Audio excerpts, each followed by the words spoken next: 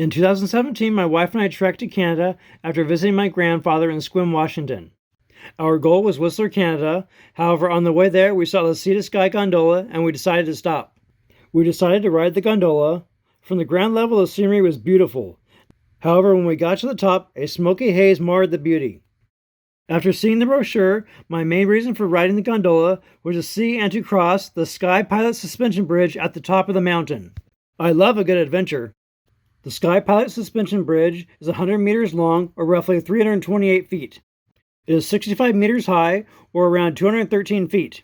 The bridge is very sturdy and well made. Let's go for a walk!